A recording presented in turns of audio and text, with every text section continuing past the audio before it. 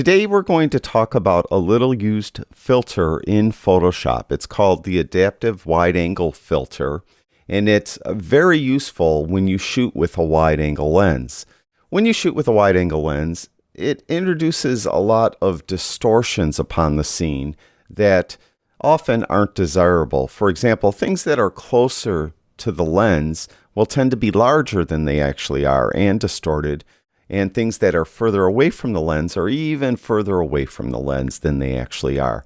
And this photo is a good example. I shot this with a 14mm lens, and it may be more obvious if you're familiar with the scene, but if you look closely at these chairs, for example, they're not as wide as they appear, and that second chair isn't as far away from the first chair as it appears. Everything's kind of stretched out.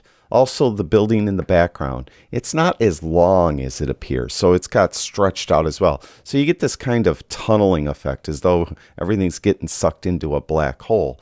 And that, of course, is just a factor of shooting with a wide angle lens, a 14mm lens. And this is where the adaptive wide angle filter can really help with this.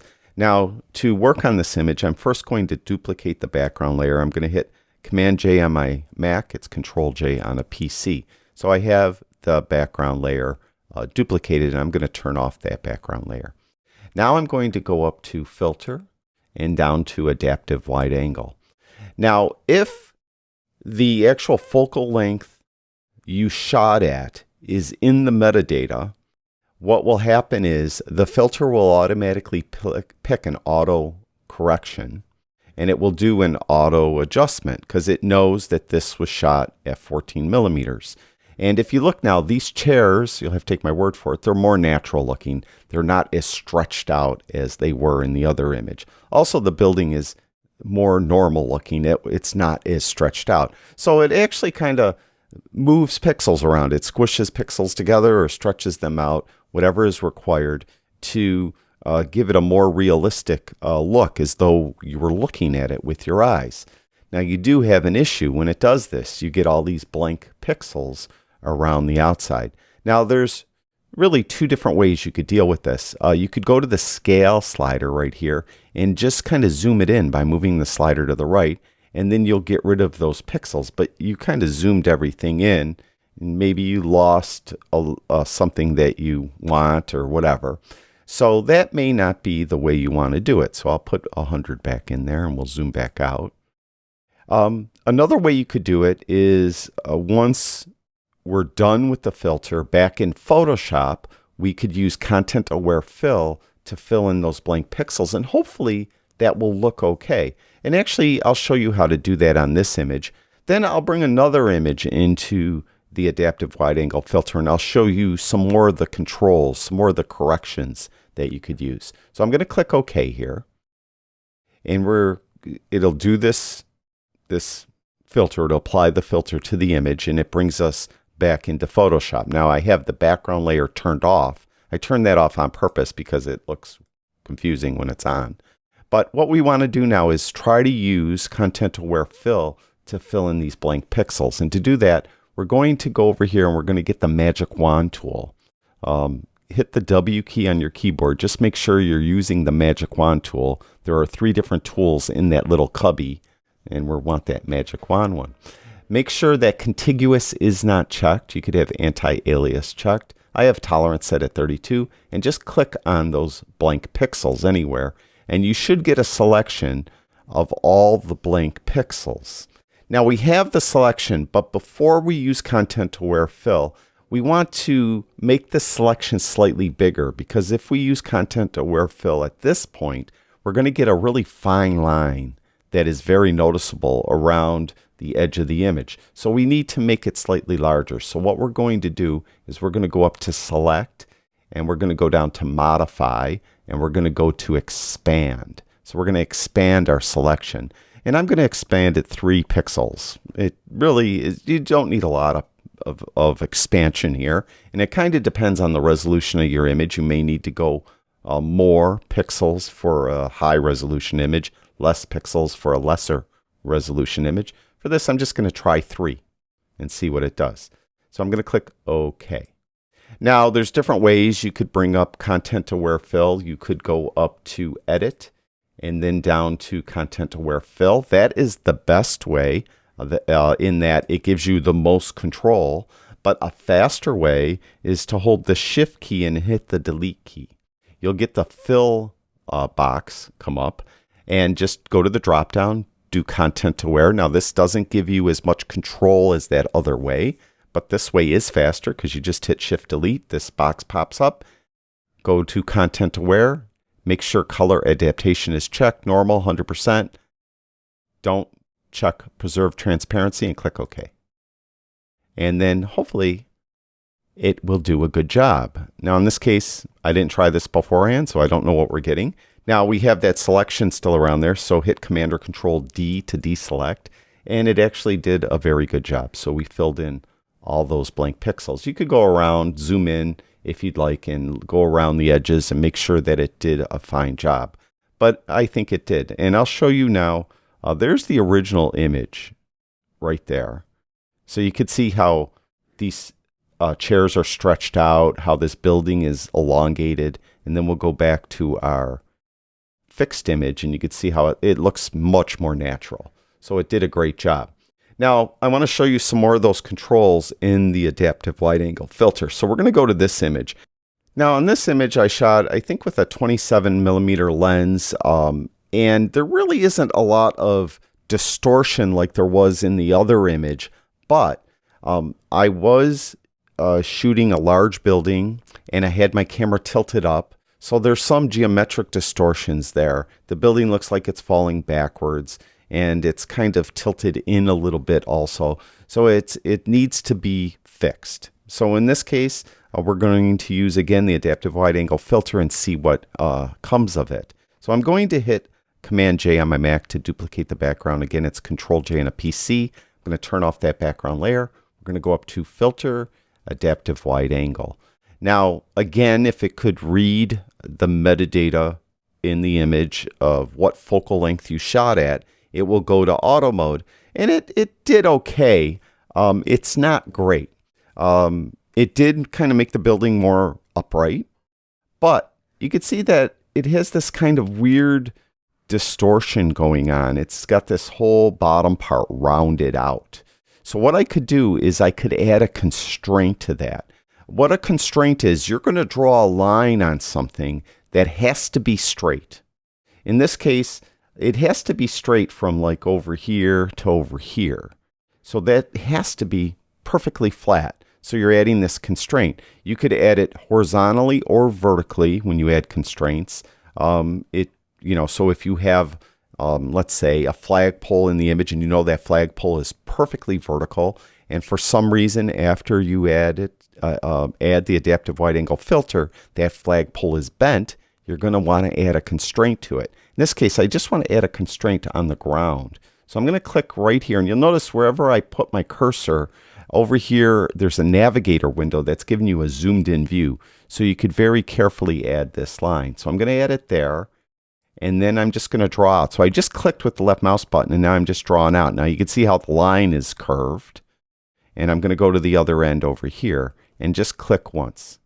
And then what it will do is it will straighten that, as you could see, and then hopefully everything else is intact. Now when you do that, you may make other things curved as well. It looks like the building up here is curved. Now I could try to fix that. I could click here and go out to the other end over here and go like that and try to let it fix that. So it's starting to look a little better. Now down here at the bottom, you'll see that there's show constraints. If those lines are bothering you, just click on that. You could turn those off. So it looks okay. It seemed to add a little bit of a curve here maybe on the side of the building. So we could try to get rid of that. Also, if you want to turn the preview, like see a before after, you could hit this button here. There's before and there's after. We'll take constraints off also. There's before and there's after. So that little preview button here. Here you could show a mesh that may help you understand what it's doing, where it's pushing in pixels or pushing them out or pushing them together. That helps too. So we'll do this. We'll go back to show constraints, and we'll add a constraint right here, because this line right here should be perfectly straight. See if it does much. It's shifting it around. So you could see how you could add these constraints to hopefully try to help it, I don't know, right itself. All right, I'm going to cancel out of this, and I'm going to show you some more of the corrections that are available in the dropdown. So we'll cancel out of that. So we're back to where we started. We're going to go up to Filter, Adaptive Wide Angle. And again, it's going to use that auto correction, which is okay.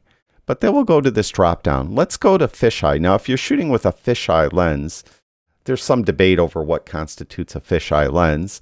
But if the box on the lens says fisheye, it's probably a fisheye lens. So try that, and you'll see that it made it real square, but it's still kind of falling back. But what you could do is now you have some sliders available, more than just scale that we had on auto. We have scale again. You could zoom in, zoom out with that. You could change the focal length. 27 millimeters is what I shot at. But if I want to change it for some reason, I could like bring it in to make it 50 millimeters, or zoom it back out to make it like 11 millimeters, something like that. Maybe you want to get some weird effect with an image. You could do that here. You could actually give it a fisheye look. 2.4, I don't know, looks kind of ridiculous. If you want to just reset these sliders back to their default settings, just click this little checkbox as shot. When you do that, it'll bring it back to where you started. So if I move crop factor and I didn't look at what the number was, and I go, what was that on? Well, obviously it was on 1, but just click that, all right? So that's fisheye. You could try that out. Perspective is the one you probably would use the most beside auto. Perspective is pretty much auto, but it gives you some more of those same sliders, basically scale, focal length, and crop factor. Now in this case here, maybe I do like perspective, but I want to add some constraints to it. Again, I'm going to add that constraint along this bottom part of the image here. Get that straightened out. And then I could add the constraint here. Get that straightened out. And a constraint here like I did before, right? So I could add all these constraints. Get that straightened out. So it's looking a little better. And then we could do the preview. There's before. There's after. Now, that, of course, is perspective. Again, that's probably the one you'd use the most beside auto. And then finally, there is that auto. But there's full spherical. Now, this won't work here, I don't think. Yeah. It's got to be an aspect ratio with 1:2. For full spherical, and it won't work on this image. But when you're satisfied with what you did, let's say here, oh, by the way, when you add a one of these constraints, you can like use that constraint. You can see how I could tilt it. So if your image is tilted, you could try to like straighten it, let's say with that. Now I'm obviously making it crooked. Let's see if I could undo that. Yeah. All right, so you could do that when you have these constraints. Just go over the little like dot there, and you'll turn into a double arrow, so you could like try to manually straighten the image if you need to. But if you think that's good, it's okay. But we'll click OK. All right, so that. And in this case here, I didn't need to adjust scale. I don't think I need to do any content-aware fill. There's before, and there's after. I mean, it didn't. I could have fiddled with it a little more and tried to improve it, but in this case here, for this image, I don't think it was as effective as it was on this first image. So that is the adaptive wide-angle filter.